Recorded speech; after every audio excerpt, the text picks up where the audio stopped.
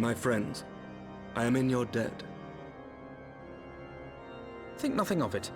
Your wounds are healing well, I trust. Some wounds do not heal.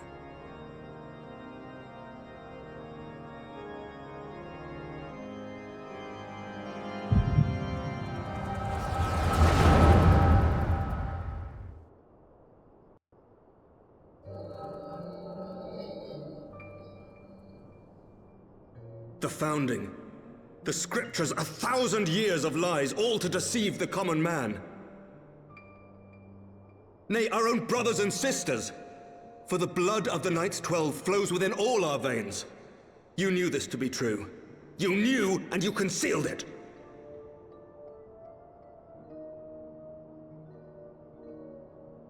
I should be interested to hear how you came by this knowledge.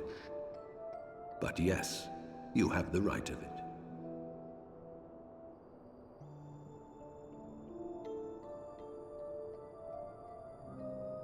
The architects of Ishgard, King Thordan and his Knights 12, entrapped and butchered the great worm, Ratatoskr, that they might partake of her eyes and thereby transcend their mortal limits.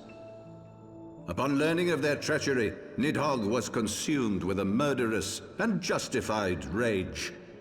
I dare say you know what followed. The great worm slew the king and half of his knights.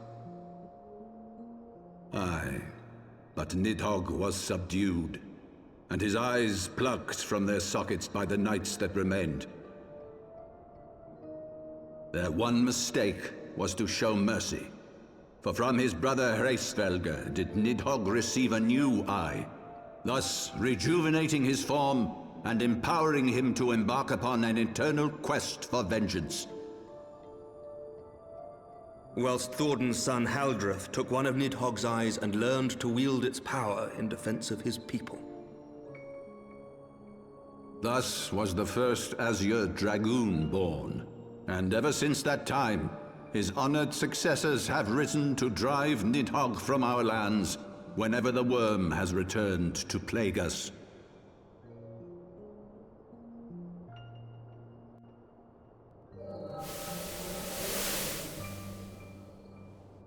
I ask you, my son, will you answer for my sins?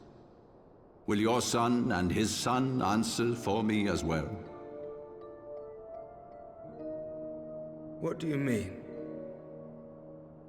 If a man cannot atone for his sins in the course of his all-too-fleeting life, must his progeny then be held to account?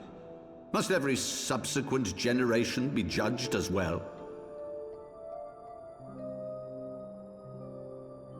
Thordan's betrayal of Ratatoskr was an unconscionable, unforgivable sin. Should we then, as his descendants, meekly surrender ourselves to an eternity of punishment? Nay, say I. I would not see our children sacrificed in a vain attempt to appease an implacable foe.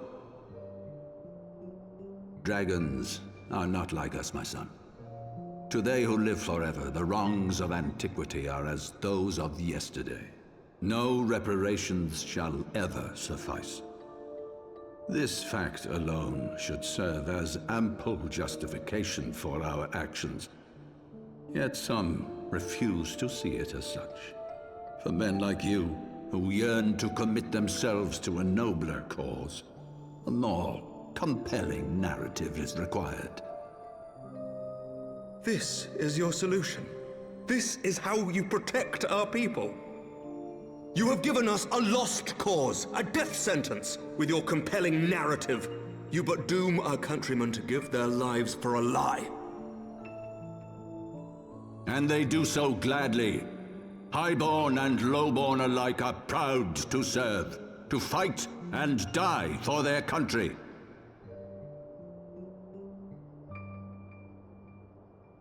And what would you say to them? What would you tell the wives who have lost their husbands? The mothers who have lost their sons? That their loved ones died for naught? I...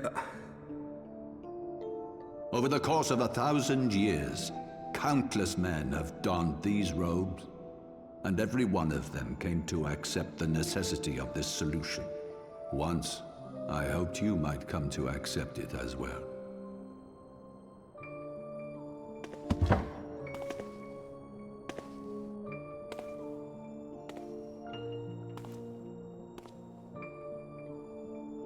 Do not despair, my son.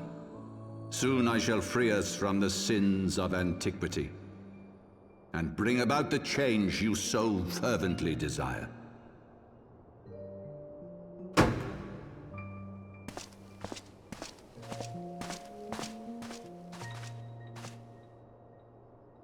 If he has spoken with others, I would have their names. Escort him to a cell and question him thoroughly. Your Eminence.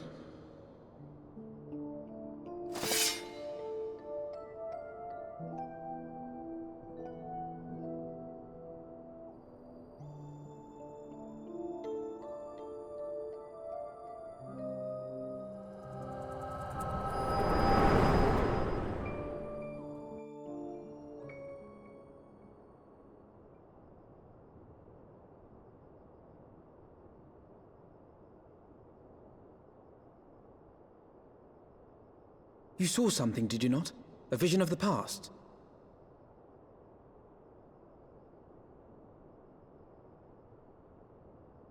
So this is the power of the Echo.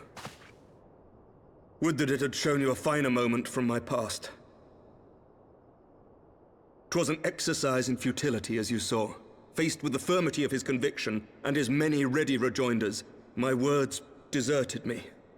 To be frank, I am embarrassed to recall it.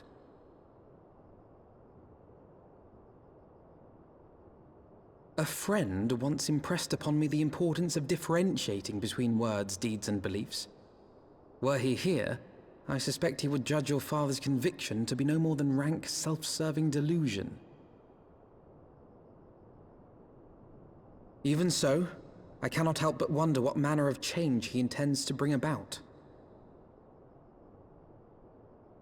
I have given some thought to that as well. During the battle within the vault, the Heaven's Ward demonstrated strange and unnatural abilities. Aye, the manner in which Sir Zephyrin struck down Lord Haurchefant was unlike anything I've ever seen before. The spectacle called to mind King Thordan and his Knights 12 as they are depicted in scripture, holy powers and all. Mere fabrications, which have become objects of faith, instilled with the belief of countless devoted souls. 7 hells! If Lady Iceheart can use her own body as a vessel for summoning, I see no reason why others could not. Are the Heaven's Ward truly so reckless? Unbelievable! As they fled, my father spoke of Aziz La. Though I know not what he intends, I fear no good shall come of it. His ambitions are too great, and his minions too powerful. We must find the Heaven's Ward and stop my father before it is too late.